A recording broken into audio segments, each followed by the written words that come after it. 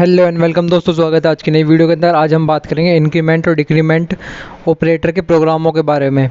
Okay, simple दो programme बना के देखेंगे, उसमें आपको पता चल जाएगा कि इंक्रीमेंट और डिक्रीमेंट क्या होता है और कैसे काम करता है।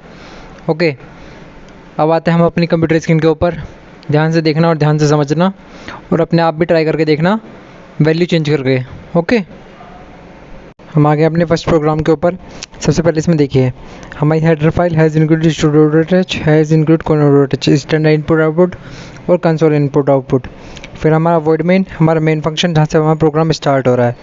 ओके, फिर सबसे पहले हमने इसमें क्या दिया, देखो इंट में हमने वैल्यू दी है a = 10, b = 100 और फ्लोट के अंदर वैल्यू दी है c = 10.5 और d = 100.5।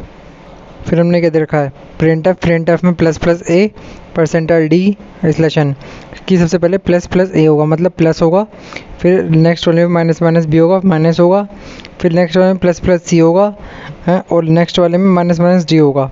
ओके, और इन तीनों को प्रिंट करवाते हैं। अब प्लस का मतलब क्या है कि वो इंक्रीमेंट हो रहा है और माइनस का मतलब डिक्रीमेंट हो रहा है। पहले वो इंक्रीमेंट होगा फिर वो प्रिंट होगा, पहले वो डिक्रीमेंट होगा फिर प्रिंट होगा। इसे बोलते हैं प्रीफिक्स। ओके, इसे प्रीफिक्स बोलते हैं, प्रीफिक्स इंक्रीमेंट, प्रीफिक्स डिक्रीमेंट। अगर ये साइन आप बाद में लगा दोगे तो पोस्ट फिक्स इंक्रीमेंट और post fix decrement. Okay, last में हमारा ch कंसोल स्क्रीन को होल्ड रखने के लिए।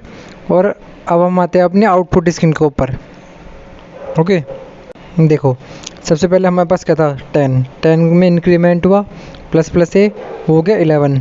ओके, फिर हमारे पास b क्या था, 100 में डिक्रीमेंट हुआ, वो हो गया 99। अब जो है c क्या था हमारे पास, c था 10.5, उसका अब इंक्रीमेंट हो तो वो हो गया 11.5। और क्या नाम है, d में क्या था, d में 100.5, अब वो डिक्रीमेंट हुआ तो उसमें होगा 99.5। ओके, ऐसे होता है प्रीफिक्स में इंक्रीमेंट। और ऐसे ही अगर आप डिक्रीमेंट उसमें लगाओ पोस्ट फिक्स में डिक्रीमेंट तो वो बाद में होगा। ओके, अब आते हैं अपने अगले प्रोग्राम के ऊपर। अब आ गए हम अपने दूसरे प्रोग्राम के ऊपर। इसमें आप देखिए, सबसे पहले हमारी हेडर फाइल हैज़ इंक्लूड स्टूडियो.h, hash include corner.h, standard input output और कंसोल इनपुट आउटपुट। फिर हमारा वर्ड मेन फंक्शन, यहाँ से प्रोग्राम स्टार्ट हो रहा है।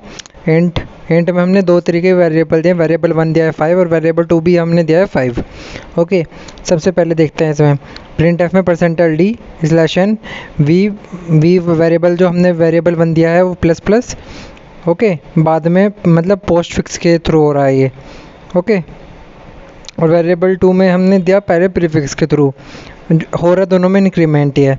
अब देखो इसमें क्या होगा कि जो हमारा 5 वेरिएबल 1 दे रखा है वो पहले डिस्प्ले हो जाएगा क्योंकि बाद में इंक्रीमेंट हो रहा है, ठीक है। और ये पहले डिस्प्ले पे 6 होगा क्योंकि वो पहले इंक्रीमेंट हो गया, उसके बाद में डिस्प्ले हो रहा है।